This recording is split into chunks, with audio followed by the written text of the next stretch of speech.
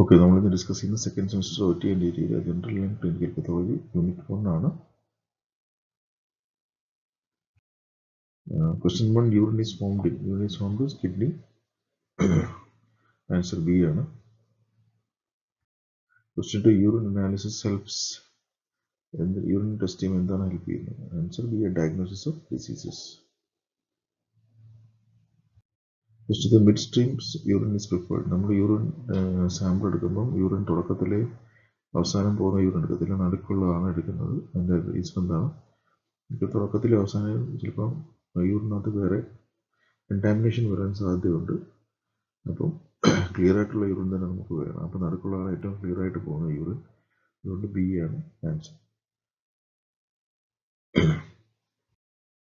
Fresh urine should be examine. Urine എടുത്തു കഴിഞ്ഞാൽ എത്ര സമയത്തിനാണ് നമ്മൾ എക്സാമിൻ ചെയ്യണം?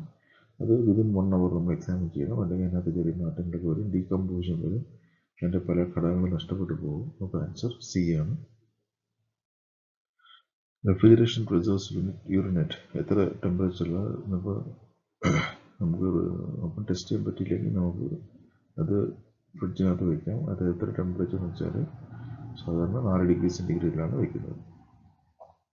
ഫ്രീസറിനകത്ത് വയ്ക്കാൻ പാടില്ല, ഫ്രീസറിൻ്റെ പുറത്താണ് വയ്ക്കുന്നത്, 4 ഡിഗ്രി സെൻറ്റിഗ്രേഡ്. അപ്പോൾ അതിനകത്തുള്ള ബാക്ടീരിയയുടെ ഗ്രോത്ത് ഒക്കെ സ്ലോ ആവും. Formalin preservative agent. ഫോർമലിൻ എന്നൊരു പ്രിസർവ് ചെയ്യുന്ന സാധനമാണ്, കെമിക്കലാണ്. പക്ഷെ അത് വെച്ച് നമ്മൾ യൂറിൻ പ്രിസർവ് ചെയ്യാൻ പറ്റില്ല. കാരണം യൂറിനകത്ത് ഷുഗർ ഉണ്ടെങ്കിൽ ഷുഗറുമായിട്ട് റിയാക്ട് ചെയ്തിട്ട് അത് യൂറിനകത്ത് ഷുഗർ ടെസ്റ്റ് ചെയ്യുമ്പോൾ ഷുഗർ ഇല്ലെങ്കിലും ഷുഗർ ഉണ്ടെന്നത് കാണിക്കും. അപ്പോൾ ഫോൾസ് പോസിറ്റീവ് ഷുഗർ എന്ന് ഷുഗർ ടെസ്റ്റ് കാണിക്കും. ഷുഗർ ഇല്ലാത്ത ആളിന് ഷുഗർ ഉണ്ടെന്ന് കാണിക്കും. അതുകൊണ്ട് ഫോർമലിൻ യൂസ് ചെയ്യാൻ പറ്റില്ല.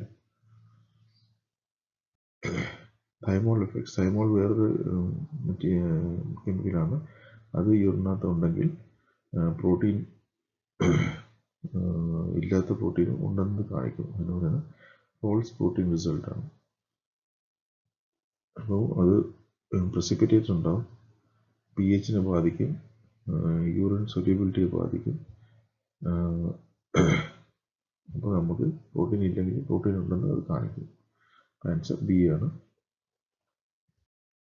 Normal urine colour. യൂറിൻ്റെ നോർമൽ കളർ യൂറോബില്ലോജിൻ യൂറോക്രോം എന്ന സാധനം ഉണ്ടാകുന്നു. യൂറോബില്ലോജിൻ നമ്മുടെ ഇൻറ്റസ്റ്റൈനകത്ത് ബൈലിൽ നിന്ന് ബാക്ടീരിയ ഉണ്ടാക്കുന്നതാണ് യൂറോബില്ലോജിൻ.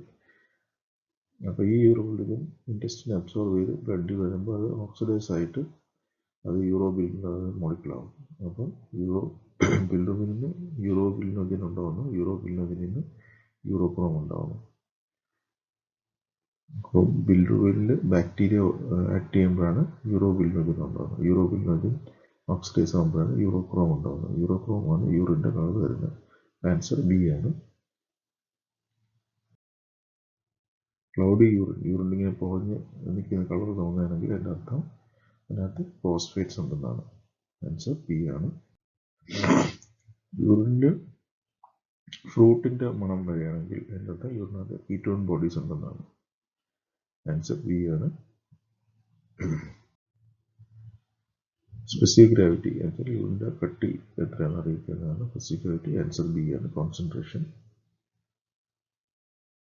Normal urine pH. യൂറിനകത്ത് ആസിഡോ ആൽക്കലി അല്ലെങ്കിൽ ആസിഡോ ബേസോ എത്ര ഉണ്ടെന്ന അളവാണ് pH എന്ന് പറയുന്നത്. അപ്പോൾ നോർമലി യൂറിൻ്റെ pH എന്ന് സ്ലൈറ്റ്ലി ആസിഡിക് ആണ്, 7 താഴെയായിരിക്കും, 4.6 to 7. Acidic urine is caused by. യൂറിൻ്റെ pH കുറയുന്ന എപ്പോഴാണ്? ആസിഡ് കഴിക്കുമ്പോൾ പ്രോട്ടീൻ കഴിക്കുമ്പോഴാണ്. കൂടുതൽ പ്രോട്ടീൻ കഴിക്കുമ്പോൾ യൂറിൻ്റെ pH കുറഞ്ഞ് ആസിഡിക് ആവും. Alkaline urine is caused by. എപ്പോഴാണ് pH കൂടുന്നത്? നമ്മൾ ഫ്രൂട്ട്സും വെജിറ്റബിൾസും കൂടുതൽ കഴിക്കുമ്പോൾ ആൽക്കലൈൻ യൂറിൻ ഉണ്ടാവും, pH കൂടും. Protein in urine is called. യൂറിനകത്ത് പ്രോട്ടീൻ വന്നാൽ അതിന് പറയുന്നത് പ്രോട്ടീൻ യൂറിൻ ആണ്. Benedict's test. ബെനഡിക്സ് ടെസ്റ്റ് നമ്മൾ ഷുഗർ നോക്കാൻ വേണ്ടിയാണ് യൂസ് ചെയ്യുന്നത്. പ്രത്യേകിച്ച് യൂറിനകത്ത് ഗ്ലൂക്കോസിൻ്റെ ഉണ്ടെങ്കിൽ അത് ടെസ്റ്റിൽ കാണാൻ പറ്റും. ആൻസർ ബി ആണ്. ബെനഡിക്സ് ടെസ്റ്റിന് പല കളറുണ്ട്. ബ്ലൂ ഉണ്ട്, ഗ്രീൻ ഉണ്ട്, യെല്ലോ ഉണ്ട്, ഓറഞ്ച് ഉണ്ട്, റെഡ് ഉണ്ട്. ബ്ലൂ എന്ന് വെച്ചാൽ നെഗറ്റീവ് ആണ്. എന്നിട്ട് കൂടി വരുമ്പോൾ കളർ ഗ്രീൻ ആവും, പിന്നെ യെല്ലോ ആവും, പിന്നെ ഓറഞ്ച് ആവും, പിന്നെ റെഡ് ആവും. റെഡിൽ തന്നെ ബ്രിക്ക് റെഡ് ഉണ്ട്. ബ്രിക്ക് എന്ന് വെച്ചാൽ ഷുഗർ ഭയങ്കര കൂടുതലാണ്. അപ്പം ആൻസർ ബി ആണ്, ഹൈ ഷുഗർ. റോത്രാസ് ടെസ്റ്റ് യൂസ് ചെയ്യുന്ന കീറ്റോൺ ബോഡീസ്, അസിറ്റോൺ എന്ന് പറഞ്ഞ മോളിക്യൂൾ ടെസ്റ്റ് ചെയ്യാൻ വേണ്ടിയിട്ട് റോത്ര ടെസ്റ്റ് യൂസ് ചെയ്യുന്നത്. അത് ആൻസർ ബി ആണ്. Purple colour in Rothera test. Rothera ടെസ്റ്റിൽ പർപ്പിൾ കളർ വരുന്നത് എപ്പോഴാണ്? കീറ്റോൺസ് ഉള്ളപ്പോഴാണ് ആ കളർ വരുന്നത്, പർപ്പിൾ കളർ വരുന്നത്. Bile pigments test used in, bile pigment നോക്കുന്ന ടെസ്റ്റിന്റെ പേര് ഫോഷറ്റ് ടെസ്റ്റ് എന്നാണ്. ആൻസർ ബി ആണ്. പേസ് ടെസ്റ്റ് യൂസ് ചെയ്യുന്നത് ബൈൽ സോൾട്ടിന് ടെസ്റ്റ് ചെയ്യാനാണ്. നമ്മൾ യൂറിനകത്ത് ബൈൽ പിഗ്മെന്റ് ഉണ്ടോ ബൈൽ സോൾട്ടും ഉണ്ടോ, ഇത് രണ്ടും നമ്മൾ ടെസ്റ്റ് ചെയ്യും. അപ്പോൾ ബൈൽ സോൾട്ടിന് പേസ് ടെസ്റ്റ് ആണ് യൂസ് ചെയ്യുന്നത്. ബെഞ്ചിൻ ടെസ്റ്റ് എപ്പോഴാണ് നോക്കുന്നത്, യൂസ് ചെയ്യുന്നത്? നമ്മൾ യൂറിനകത്ത് ബ്ലഡിന്റെ അളവുണ്ടെന്ന് നോക്കണമെങ്കിൽ ബെഞ്ചിൻ ടെസ്റ്റ് നോക്കും. അപ്പോൾ ഹീമോഗ്ലോബിൻ ആണ് അത് ടെസ്റ്റ് ചെയ്യുന്നത്. ആൻസർ ബി ആണ്. Microscope exams life studies. നമ്മൾ മൈക്രോസ്കോപ്പ് കണ്ടുള്ള യൂറിൻ നോക്കുന്നത് യൂറിനകത്ത് എന്തെങ്കിലും സെൽസ് വല്ലതും ഉണ്ടെന്നാണ് നോക്കുന്നത്. അപ്പോൾ ആൻസർ ബി ആണ്. RBC യൂറിനകത്ത് RBC ഉണ്ടെങ്കിൽ അതിനർത്ഥം ഇവിടെ ബ്ലീഡിങ്, യൂറിനറി ട്രാക്റ്റിൽ എവിടെ ബ്ലീഡിങ് ഉണ്ടെന്നാണ്. ആൻസർ ബി ആണ്, ബ്ലീഡിങ്. യൂറിനകത്ത് ബ്ലഡ് ഉണ്ടെങ്കിൽ ഇതിനെ പറയുന്നത് ഹെമച്ചൂറി എന്നാണ്. WBC ഉണ്ടെങ്കിൽ ഇതിനകത്ത് ഇൻഫെക്ഷൻ ഉണ്ടെന്നാണ്, അല്ലെങ്കിൽ പസ് ഉണ്ടെന്നാണ്. അപ്പോൾ ആൻസർ ബി ആണ്, pyuria. Cast cells are formed. Cast എന്ന് പറയുന്നത് ഇങ്ങനെ ചെറിയ കട്ടിയായിട്ടുള്ള ഒരു ദ്രാവകമാണത്. അപ്പോൾ അത് കിഡ്നിയുടെ ട്യൂബിനകത്ത് ഉണ്ടാവാൻ സാധ്യതയുണ്ട്. അപ്പം കാസ്റ്റ് ഉണ്ടെങ്കിൽ അത് ഉണ്ടാകുന്നത് കിഡ്നി ട്യൂബിനകത്ത്, ഇത് ട്യൂബിൾസിനകത്താണ്. ആൻസർ ബി ആണ്. ഹൈലൈൻ കാസ്റ്റ് പല ടൈപ്പ് ഉണ്ട്. ഹൈലൈൻ കാസ്റ്റ് ഉണ്ട്, അത് അങ്ങനെ ഉണ്ടെങ്കിൽ അത് അതിനർത്ഥം മൈൽഡോ അല്ലെങ്കിൽ നോർമലാണെന്ന്. സാധാരണ ഹൈലൈൻ കാസ്റ്റ് കാണാൻ സാധ്യതയുണ്ട്, ഹെൽത്തി പേഴ്സൺസിൽ കാണാൻ സാധ്യതയുണ്ട്. അപ്പോൾ അത് മൈൽഡ് അല്ലെങ്കിൽ നോർമൽ ആവുന്നതാണ്. ഗ്രാനുലർ കാസ്റ്റ് വരുന്നത് കിഡ്നി ഡിസീസിലാണ്. കാസ്റ്റിന്റെ ടൈപ്പ് മാറി ഗ്രാനുലർ ആവുന്നത്. കിഡ്നിക്ക് എന്തെങ്കിലും പ്രോബ്ലം ഉണ്ടെങ്കിൽ ഗ്രാനുലർ കാസ്റ്റ് വരും. Fatty cast are seen in, answer B ആണ്, നെഫ്രോസിസ് ആണ്. കിഡ്നിക്ക് എന്തെങ്കിലും അസുഖം ഉണ്ടെങ്കിൽ ഫാറ്റി കാസ്റ്റും വരാം. അപ്പം ആൻസർ ബി ആണ്, നെഫ്രോസിസ്. വാക്സി കാസ്റ്റ്, വാക്സ് പോലത്തെ കാസ്റ്റ് കാണുന്നത് ക്രോണിക് റിനൽ ഡിസീസ്, അതുപോലെ കിഡ്നിയുടെ അസുഖം കൂടിക്കഴിഞ്ഞാൽ വാക്സി കാസ്റ്റ് വരാം. ആൻസർ ബി ആണ്. യൂറിൻ ക്രിസ്റ്റൽസ് ഇൻഡിക്കേറ്റ്, യൂറിനകത്ത് ക്രിസ്റ്റൽസ് ഉണ്ടെങ്കിൽ അതിൻ്റെ അർത്ഥം അത് സ്റ്റോൺ ഉണ്ടാവാനുള്ള സാധ്യത, അല്ലെങ്കിൽ സ്റ്റോൺ ഉണ്ടെന്നാണ് എൻ്റെ അർത്ഥം. ഓക്കെ, ആൻസർ ബി ആണ്. Uric acid crystals, uric acid ക്രിസ്റ്റൽസിന്റെ ഷേപ്പ് എന്താണ്? അത് ഡയമണ്ട് ഷേപ്പാണ് uric acid crystal shape. Answer B ആണ്. കാൽഷ്യം ഓക്സൈഡ് ക്രിസ്റ്റൽസിന്റെ ഷേപ്പ് ഡംബൽ ഷേപ്പാണ്. ആൻസർ ബി ആണ്. സ്ട്രൂവൈറ്റ് ക്രിസ്റ്റൽസ് ഇൻഡിക്കേറ്റ്, സ്ട്രൂവൈറ്റ് ക്രിസ്റ്റലിന്റെ അർത്ഥം എന്താണ്? ഇൻഫെക്ഷൻ ഉള്ളപ്പോഴാണ് സ്ട്രൂവൈറ്റ് ക്രിസ്റ്റൽ വരുന്നത്, യൂറിനറി ട്രാക്ട് ഇൻഫെക്ഷൻ. അല്ലെങ്കിൽ ആൻസർ ബി ആണ്, UTI. സ്ട്രൂവൈറ്റ് ക്രിസ്റ്റലിന്റെ മാഗ്നീഷ്യം അമോണിയം ഫോസ്ഫേറ്റ് ആണ് സ്ട്രൂവൈറ്റ് ക്രിസ്റ്റൽസ് എന്ന് പറയുന്നത്, അല്ലെങ്കിൽ ട്രിപ്പിൾ ഫോസ്ഫേറ്റ് എന്നും പറയും. അപ്പോൾ മാഗ്നീഷ്യം അമോണിയം ഫോസ്ഫേറ്റിനാണ് സ്ട്രൂവൈറ്റ് ക്രിസ്റ്റൽസ് എന്ന് പറയുന്നത്.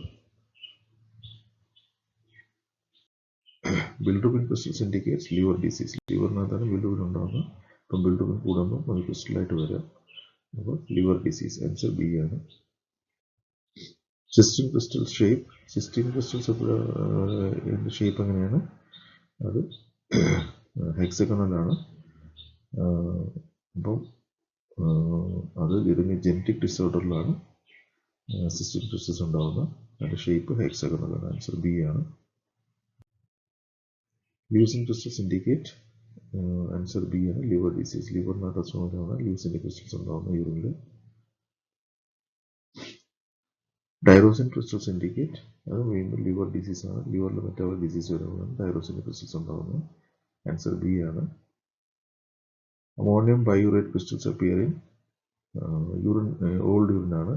ഒരുപാട് നേരം യൂറിൻ പ്രിസർവ് ചെയ്ത് വെച്ച് കഴിഞ്ഞാൽ അതിനകത്ത് അമോണിയം ബൈയൂറേറ്റ് ക്രിസ്റ്റൽസ് ഉണ്ടാകും. അപ്പോൾ പുവർ പ്രിസർവേഷൻ ആണ്.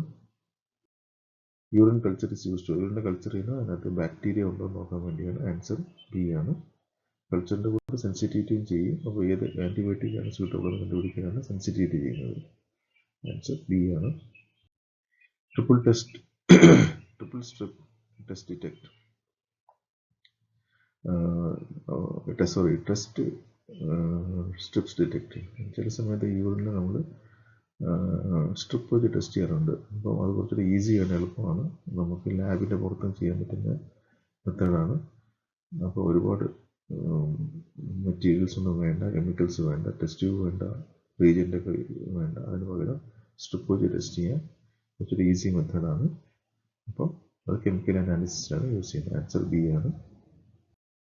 Microscopic helps detect. മൈക്രോസ്കോപ്പി വെച്ച് എന്താ കാണുന്നത്? സെൽസും കാസ്റ്റും കാണാൻ പറ്റും. ആൻസർ ബി ആണ്. Urine should not be contaminated because യൂറിനെ കണ്ടാമിനേറ്റ് ആയി കഴിഞ്ഞാൽ റിസൾട്ട് തെറ്റിപ്പോകും. അതുകൊണ്ട് യൂറിൻ വേറെ എന്നോട്ട് മിക്സ് ആവാത്ത രീതിയിൽ ക്ലിയർ ആയിട്ട് എടുക്കണം.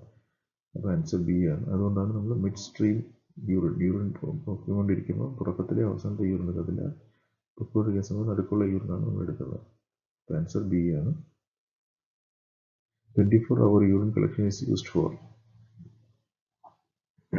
24 hours യൂറിൻ വെച്ചാൽ ടോട്ടൽ യൂറിൻ 24 മണിക്കൂർ എത്ര പോയെന്ന് അറിയണമെങ്കിൽ നമുക്ക് യൂറിൻ്റെ ക്വാണ്ടിറ്റി മെഷർ ചെയ്യാൻ വേണ്ടിയാണ്. അപ്പം ബി ആണ് അക്യുറേറ്റ് മെഷർമെൻറ്റ് അല്ലെങ്കിൽ ക്വാണ്ടിറ്റേറ്റീവ് അനാലിസിസ്.